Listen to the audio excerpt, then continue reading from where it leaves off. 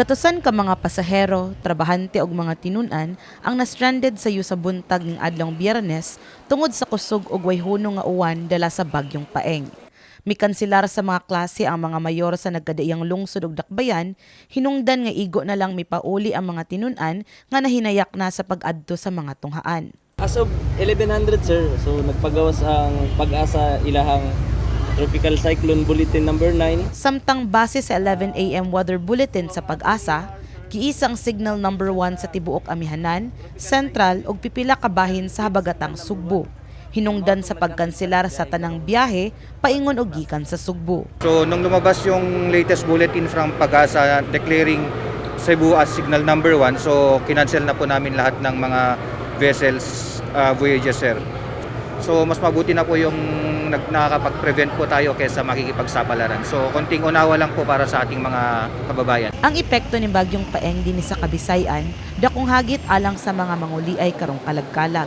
Sama na lamang sa grupo nilang ni Nita Clenoir nga naabtan sa may TV Cebu team sa Pier 1. Padulong na unta mo pauli sa buhol ilang grupo human sa giapilan nga kalihukan sa Sugbo. Nagparibok mi og kuan alas 6 ugma for Bohol. Mo pa among gikuan kay basin maano na ni siya unyang ugma sa buntag alas 6 unya. Kuan naman po okay naman murag nag-ano naman ni anticipate na mo ngawan kay sa panahon bitaw.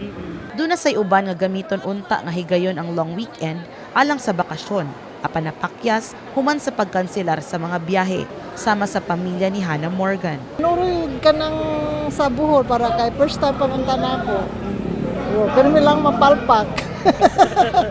Ang sinadihan namin, naglingkod namin sa among mag-ready na unta, pero na-cancel man, okay lang. Apan dunay uban nga nabalaka sa kanselasyon sa mga biyahe tungod gikinahanglan na nga makabalik dayon sa ilang trabaho. Ay, ako ikay ma'am kay akong live. Lapas na. Among ko trabaho dito sino tawagan kay umusta na lang.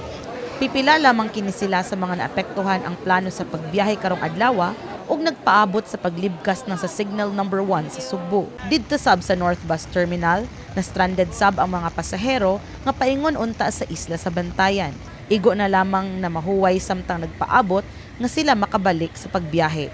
Apan taliwa sa di maayong kahimtang sa panahon karong adlaw, miarangkada ang gihimong inspection sa mga tinudyanan sa Land Transportation Office, Land Transportation Franchising and Regulatory Board ug Philippine National Police sa mga terminal ug pantalan. Ang maong inspeksyon kabahin sa Oplan Ligtas Biyahe alang karong kalagkalag. Gipasalig sa Regional Director sa LTO7 Victor Caindic nga nasiguro nila ang road safety sa mga bus ug minibuses nga mobiyahe gikan sa South Bus Terminal ug North Bus Terminal. Tanan, we have to be clear, these are visual inspections. No? Lahi man itong naagyo makina. Sa pagkakaroon, ang amo lang sang gisiguro, like I said, no? Naisuga. Ang mga ligid, dili upaw. Again, even the handbrakes atong gi-check, no? Busina.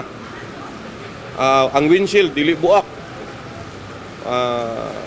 Kana sa pagkakaroon, gisiguro na to nga ang driver nga nag-drive sa bus, maotoy naka-assign ana nga bus.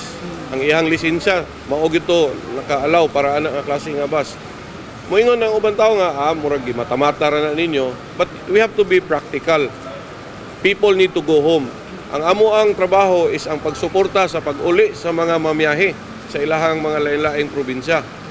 And to make sure nga as much as we can nga safe ang pag-uli ug ang pagbiyahe sa mga tao.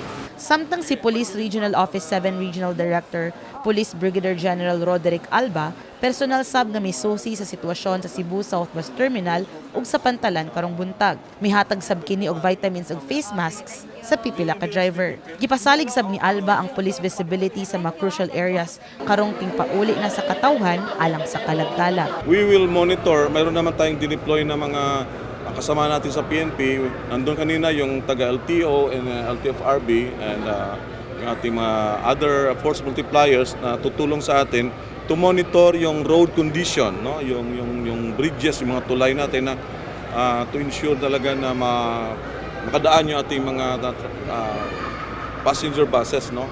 Gipaabot nga karong gabi hangtod na ugmang adlaw, magdasok na ang mas daghan nga mga pasahero sa mga terminal ug pantalan, ilabi na kun moarang-arang na ang kahimtang sa panahon. Kini si Angelica Faisanyal alang sa My TV Cebu.